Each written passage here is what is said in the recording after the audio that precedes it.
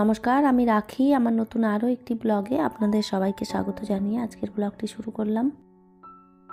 কেমন আছেন আপনারা সবাই? আশা করছি ভালো আছেন, আর আমরাও ভালো রয়েছি। এখন বাজে সকাল 9:30। আপনাদেরকে সাথে নিয়েই ব্লগটা শুরু করলাম। বিবেককে বাসে তুলে দিয়ে এসেছি, আর এরপরে এসেই বিছানার চাদরটা একটুখানি চেঞ্জ করব। তার আগে বিছানার উপরে যে জিনিসপত্রগুলো ছড়িয়ে ছিটিয়ে রয়েছে সেইগুলো জায়গা মতন রেখে দিই, তারপরেই বিছানার চাদরটা একটুখানি পাল্টে নেব।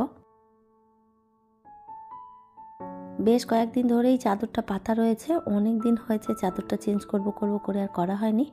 তো এই যে সমস্ত জিনিসপত্রগুলো সরিয়ে নিয়ে তারপরে বিছানার চাদরটা একটুখানি চেঞ্জ করে দেব। আজকের ওয়েদারটা একদমই মেঘলা মেঘলা করে রয়েছে, কুয়াশা কুয়াশা পড়ছে আমাদের এইদিকে। আজকে মনে হচ্ছে রোদ উঠবে না। তো এইরকম ওয়েদার থাকলে না একদমই ভালো লাগে না, কেননা একটুখানি শীতের সময় যদি রোদ ওঠে তাহলে দেখা যায় কাজকর্ম করতেও ভালো লাগে আর মনটাও বেশ খুশি হয়। আর এরকম যদি ওয়েদার থাকে, খুব বেশি ঠান্ডা লাগে, তখন আর কাজকর্মও করার এনার্জি থাকে না, আর ওয়েদারটা দেখলেই মনে হচ্ছে মন খারাপ হয়ে যায়। কাল আপনারা অনেকেই কমেন্ট করে জানতে চেয়েছেন দিদি শরীর কেমন আছে। তো শরীরে কোনো প্রবলেম নেই, শুধুমাত্র গলা বসে আছে। তো গলাটা না কিছুতেই ঠিক হচ্ছে না, এখনও পর্যন্ত মনে হচ্ছে যেন গলার আওয়াজটা অন্যরকম হয়ে রয়েছে। ওষুধ খাচ্ছি, তারপরে আপনারা অনেকেই বলেছেন গরম জল খেতে, সেটাও খাওয়ার চেষ্টা করছি, কিন্তু তারপরেও মনে হচ্ছে যেন গলাটা ভার ভার হয়ে রয়েছে। জানি না পুরোপুরি কবে ভালো হবে। তো এই যে অনেকটাই এখন গলার আওয়াজটা ঠিকঠাক হয়েছে। তো যাই হোক, এইদিকে বিছানাপত্র সব গুছিয়ে নিয়েছি, এরপরে পুরো ঘরটা একটুখানি ঝাড়ু মেরে নেব। এই মুহূর্তে আপনারা যারা আমার ভিডিওটি দেখছেন প্লিজ একটি লাইক করে দেবেন, আর আমার ভিডিওর কোনো অংশ যদি আপনাদের ভালো লেগে যায় কমেন্ট করে জানাতে ভুলবেন না। এই ধরনের ভিডিও যদি আপনারা আরও দেখতে চান চাইলে কিন্তু আমার চ্যানেলটিকে সাবস্ক্রাইব করেও রাখতে পারেন। কাজটি যারা অলরেডি করে রেখেছেন তাদের অসংখ্য ধন্যবাদ। রেসিপিস বাই নিশি আইডি থেকে একটা বোন কমেন্ট করেছে, আপু কিছু মনে করো না, আসলে তোমাকে আর বিবেককেই দেখি, ভাইয়াকে দেখি না, বা ভাইয়ার কথা তুমি বলোও না। ভাইয়া কোথায় এবং কি করেন বলো প্লিজ। তো প্রথমেই জানাই তোমাকে অসংখ্য অসংখ্য ধন্যবাদ। তো আমার হাজব্যান্ড হচ্ছে ব্যাংকে সার্ভিস করে, আর এখন তো ট্রান্সফার দিয়ে দিয়েছে অন্য জায়গায়, তাই আসলে ভাইয়াকে দেখতে পাও না। আর ভাইয়া যখন বাড়িতে থাকে না তো ভাইয়ার সম্বন্ধে সেভাবে কিছু বলাও হয়ে ওঠে না। তো আমি আর বিবেক দুজনেই আমরা থাকি। ভাইয়া প্রায় ওই 15 দিন পর পর বাড়িতে আসেন। যখন আসে তখন কিন্তু আমি ব্লগে ভাইয়াকে দেখাই। তুমি যদি আমার পুরনো ব্লগগুলো দেখো তাহলে ভাইয়াকে দেখতে পাবে। দেবী ব্লগ উইথ রান্না থেকে একটা বোন কমেন্ট করেছে, সত্যি বলছি দিদিভাই, তোমার ঠাকুর সিংহাসনটা দেখে মনে হচ্ছে অনেকক্ষণ তাকিয়ে থাকি, এত ভালো লাগে। অসংখ্য অসংখ্য ধন্যবাদ বোন তোমাকে, এভাবেই পাশে থেকো। সীমা সিনহা একটা দিদিভাই কমেন্ট করেছে, গরম পানি খেতে না পারলেও খেতে হবে, আগে তোমার মতন আমিও গরম পানি খেলে পিপাসা মিটতো না, খেতে খেতে তোমার অভ্যেস হয়ে যাবে। অসংখ্য ধন্যবাদ দিদিভাই আপনাকে এভাবে পাশে থাকার জন্য। আপনি অনেক বড় একটা কমেন্ট করেছেন, পুরো কমেন্ট আমি পড়তে পারলাম না, একটুখানি পড়েছি, তবে আপনার প্রত্যেকটা কমেন্ট আমার ভীষণ প্রিয়।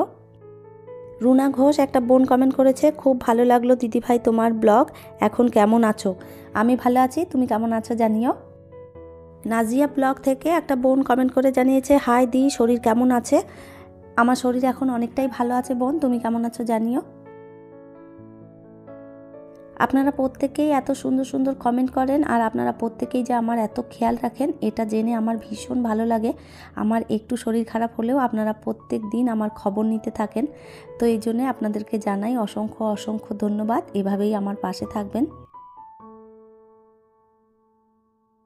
আপনাদের কমেন্টগুলো পড়ে নিলাম, তার সাথে সাথে অনেকটা কাজ এগিয়ে ফেলেছি।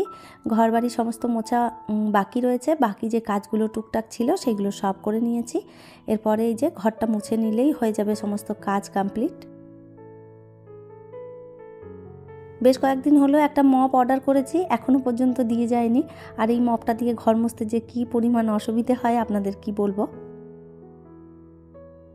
এইদিকের ঘরটা প্রায় মোছা হয়ে গেছে, এরপরে ওই দিকের রুমটা মুছে নেব, আর ওই দিকের রুম, বারান্দা, ডাইনিং সমস্তটা মুছে নিয়ে তারপরে চলে যাব স্নান করতে। গরম জল আগে থেকেই বসিয়ে দিয়ে এসেছি। আর আজকে প্রচুর পরিমাণে হাওয়া বইছে, শীতকালটায় এত বেশি হাওয়া চলতে থাকে না, জানালা দরজা একদমই খোলা যায় না। যাই হোক, আজকে তাহলে আর ফ্যানটা চালাতে হবে না। ঘর মোছার পরপরই আমি ফ্যানটা চালিয়ে দিই, তাতে করে ঘরটা তাড়াতাড়ি করে শুকিয়ে যায়। তবে আজকে এত সুন্দর হাওয়া দিচ্ছে চারদিক থেকে, ফ্যান আর চালানোর প্রয়োজন পড়বে না। এতেই দেখবেন সুন্দরভাবে ঘরটা একদম মোছার সাথে সাথেই শুকিয়ে যাবে। এত বেশি হাওয়া চলছে, নিজেরই ঠান্ডা লেগে যাচ্ছে। তো চাদর নিয়ে তো সেভাবে কাজ করা যায় না, আর সোয়েটারটা খুলে দিয়েছি বলে আর পরা হলো না। তো যাই হোক, এইদিকে সমস্তটাও মোছা প্রায় হয়ে এসেছি, এরপরে চলে যাব স্নান করতে।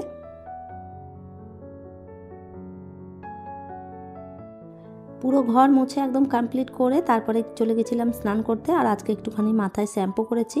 কয়েকদিন আগে মাথায় শ্যাম্পু করা হয়েছিল, তো আজকেও একটুখানি করে নিলাম।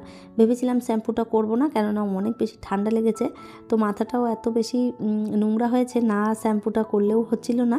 তো যাই হোক, শ্যাম্পুটাও করে নিয়েছি। আর এই তো ঠাকুর পুজো একটুখানি করে তারপরে চলে এলাম, যে কটা কাপড় চোপড় মেশিনে কাচার জন্য দিয়েছিলাম সেইগুলো একটুখানি মেলে দেব।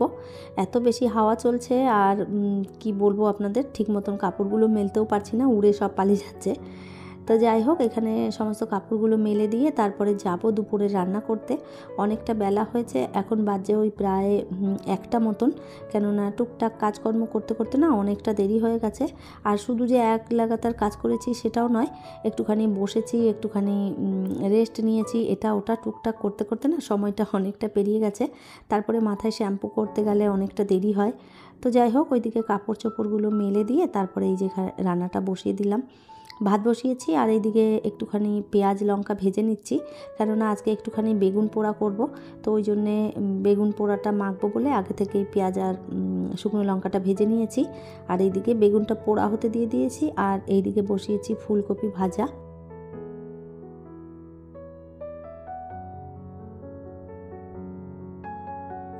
তো আজকে রান্না করেছি এই ভাজা পোড়া দিয়েই আজকে খেয়ে নেব, কেননা খুব বেশি আর রান্না আজকে তরকারি ঝোল এসব কিছুই করিনি। 2টো ডিম সিদ্ধ করেছিলাম, তো একটুখানি নুন হলুদ দিয়ে ভেজে দিয়েছি।